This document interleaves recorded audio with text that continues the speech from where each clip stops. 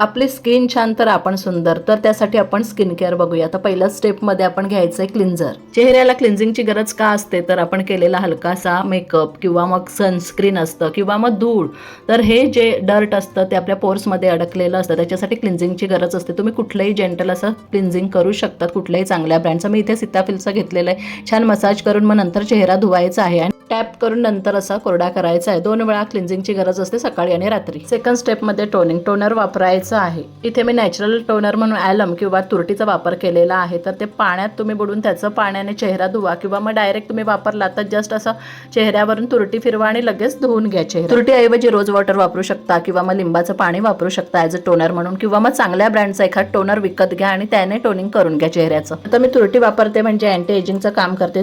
तुरटी dryness जातो, pores clean होतात, शिवाय बॅक्टेरियल इन्फेक्शन पण जातं. डार्क स्पॉट किंवा एज लाईन्स सुद्धा कमी होतात आणि छान चेहरा गुळगुळीत होतो यामुळे, आणि एक प्रकारचा फ्रेशनेस जाणवतो त्वचेला. पुढच्या स्टेपमध्ये आपण वापरायचं आहे सिरम. तर सिरममुळे डॅमेज झालेली स्किन किंवा ब्लॅक स्पॉट वगैरे रिपेअर होतं. सिरम तुम्ही तुमच्या स्किनला जे सूट होईल तेच वापरायचं आहे, त्याच कॉम्बिनेशनचं, म्हणजे विटॅमिन सी, नायसिनअमाइड, हायलोरोनिक ॲसिड, असं काय कॉम्बिनेशन असेल जे तुमच्या स्किनला मॅच होईल तेच वापरायचं आहे. तर ते असं तुम्ही डॉट डॉट करून लावायचं आहे आणि मग स्प्रेड करायचं. प्रत्येक क्रीम आणि सिरम याचप्रमाणे लावायचं आहे.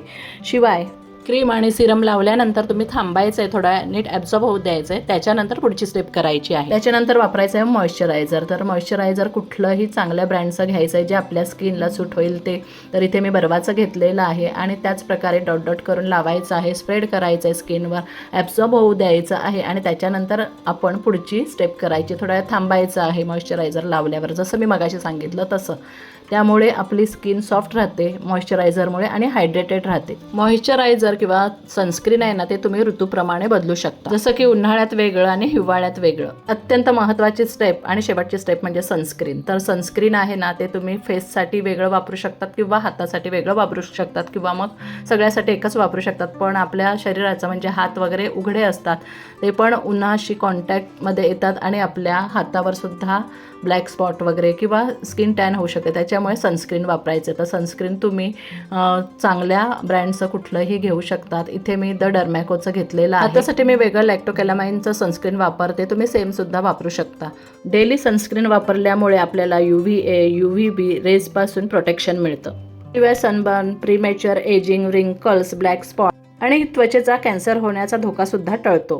तर सनस्क्रीन नक्की वापरा. ही स्टेप अजिबात तुम्ही स्किप करू नका. तर तुम्हाला हे स्किन केअर रुटीन कसं वाटलं, आवडलं असेल तर नक्की कमेंटमध्ये टाका.